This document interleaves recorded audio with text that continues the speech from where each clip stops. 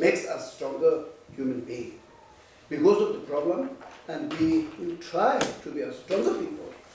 If our life is very, very smooth, no problem, and then maybe we will be very, very sleepy, lazy. So we have to be a person who is challenging the problem. So for that, yesterday I structured that.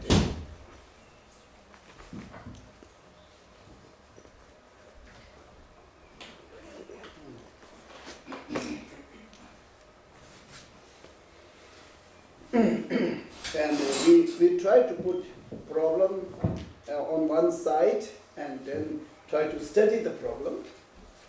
And of course there are varieties of problems.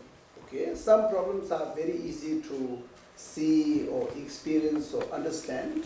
And then there are certain sort of problems which are very, very, very difficult to understand even. And therefore,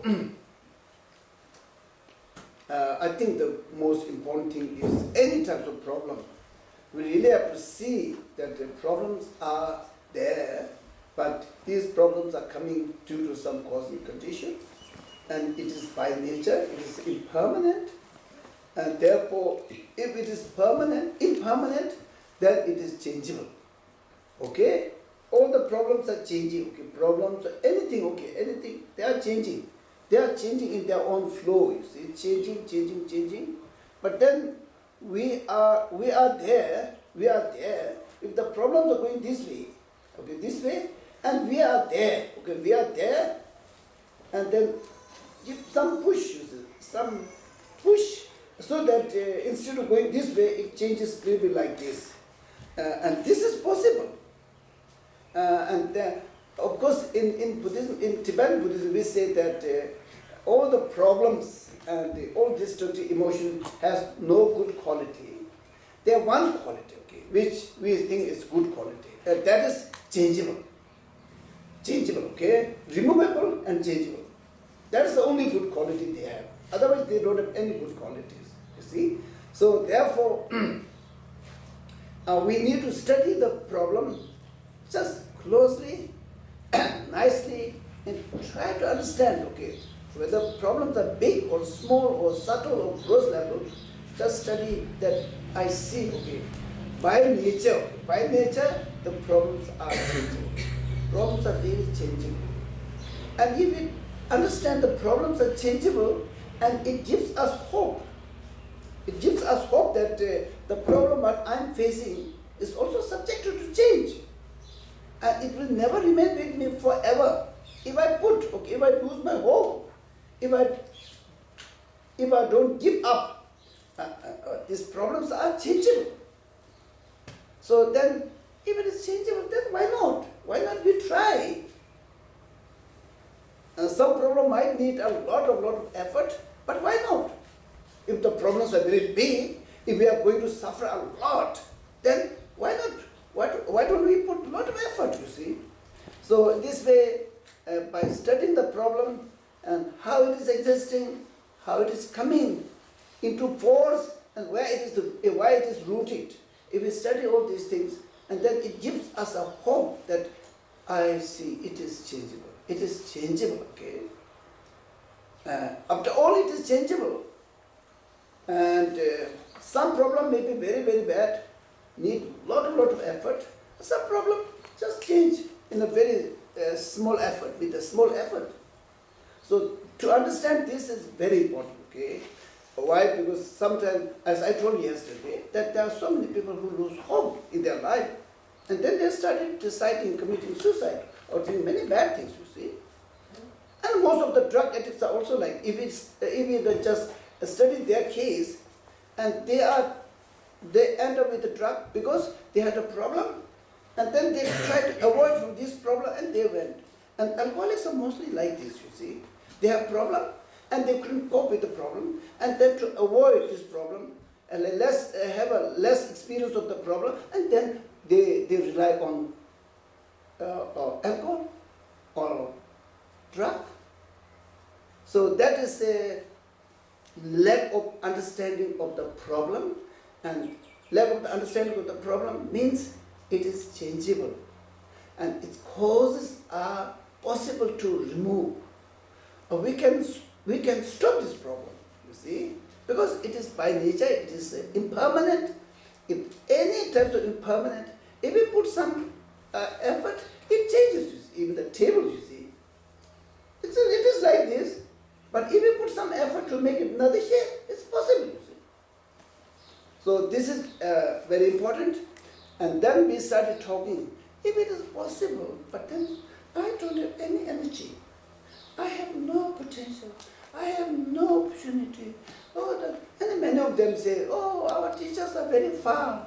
We don't have teacher. And then yes, we can read, but then translations are not good. Oh, then, making a lot of excuses, okay? And this is not the solution.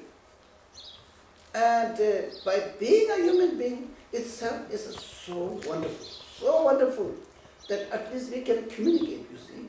So easy to express. I have been here, I have been here, I have been here. We can locate our problems, you see. And then we can tell in detail our problems. And then they understand the problem. And then some people will say, okay, you do this, you don't do this. And then in this way, we solve our problem. And that is a big potential, you see. And through this, we can solve any types of problem. Any types of problem. Of course, I'm not saying that every problem is everyone's cup of tea. I'm not saying it this way. Some problems are really difficult. When I introduce Buddhism, I always say, Buddhism is a little bit complicated. Not a little bit, very complicated. Why? Because our problems are very complicated. If our problems are very simple, Buddhism must have been very simple, you see.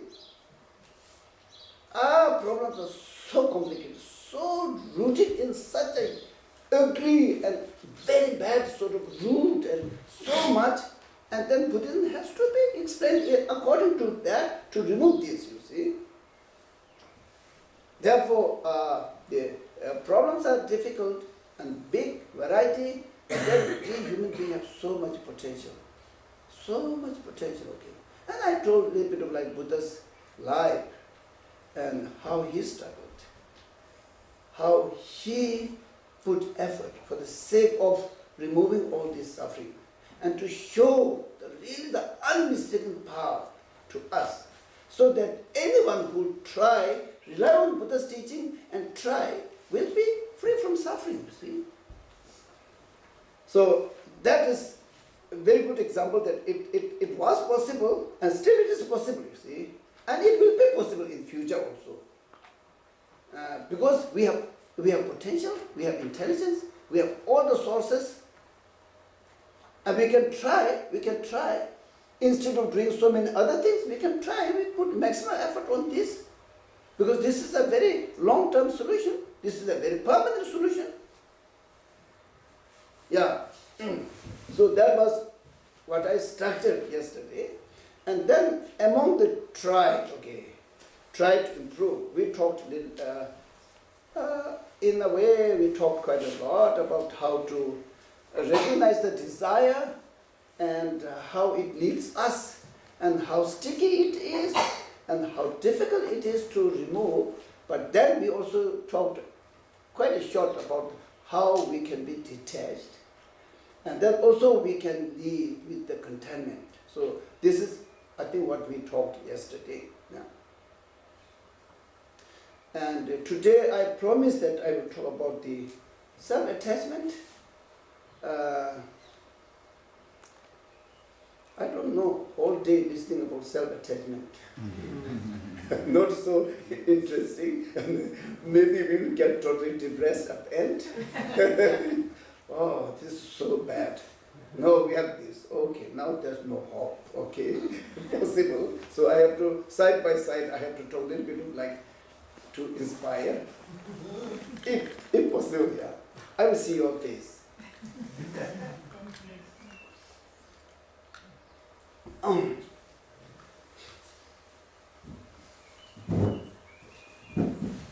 As a Tibetan tradition, we always, almost like most of the teachers, we always try to teach according to our knowledge or our experience or our logics or whatever, okay, we teach. But then we don't just simply teach our experience or knowledge. We always try to justify that there is another source which is much more reliable than me. So we go to either Buddha's teaching, we quote some Buddha's teaching, or we quote some of the profound Indian teachers or Tibetan teachers.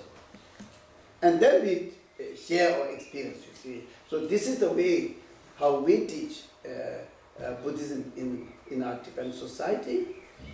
Therefore, I have to, what I'm going to talk today, I have to have some sort of source which is really reliable, okay? And some sources can be from Buddha's teaching, and some sources can be from great Indian teachers which are profound, and then some sources can be from some Tibetan teachers. Yeah. So I will quote one or two of them and then try to explain, and then we go in our normal sort of discussion. And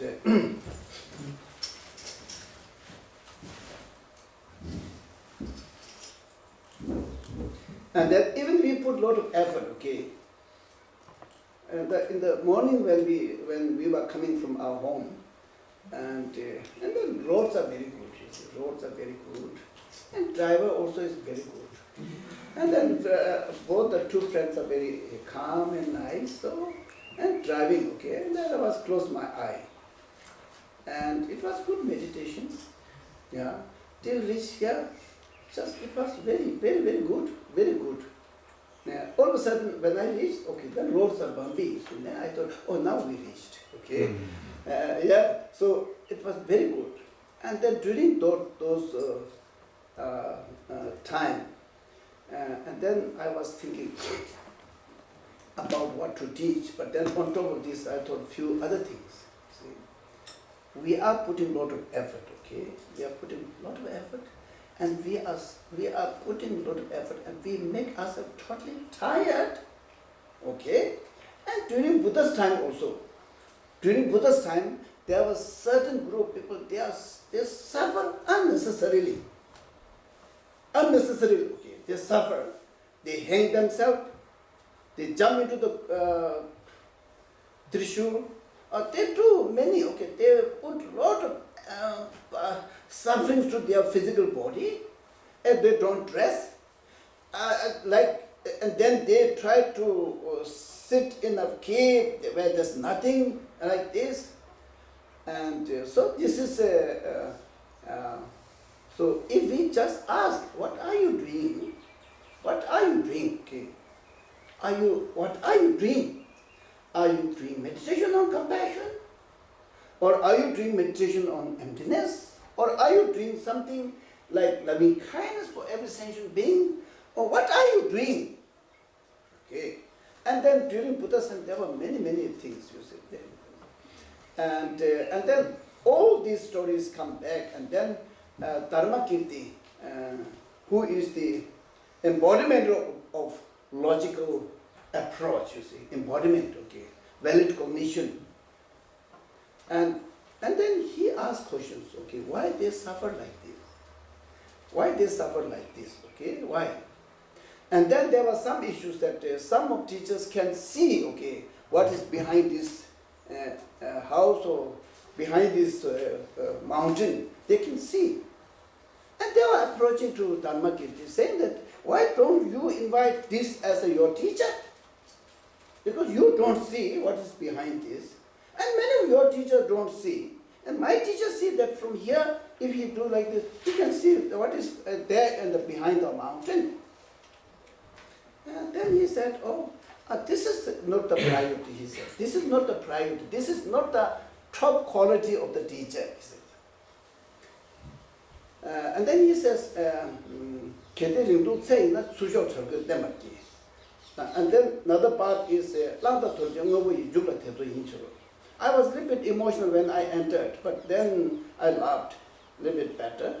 So because I was thinking on this, I was thinking a lot about this, and then I started having some sort of feeling towards Buddha, you see, and how kind, how wise he is. And then this text from Dharma Gita says,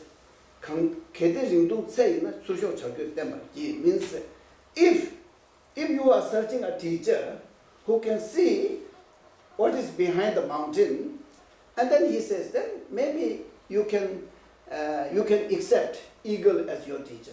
Yeah, and then they ask, okay, and then if this is not the quality of the teacher, then what quality your teacher need? Then he says that 랑다 도정거의 죽라 태도 인치로 면서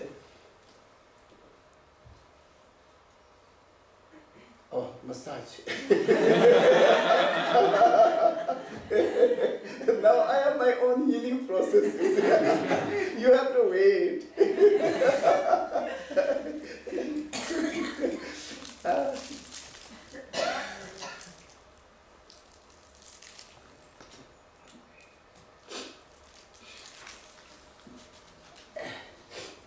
Coming, yeah.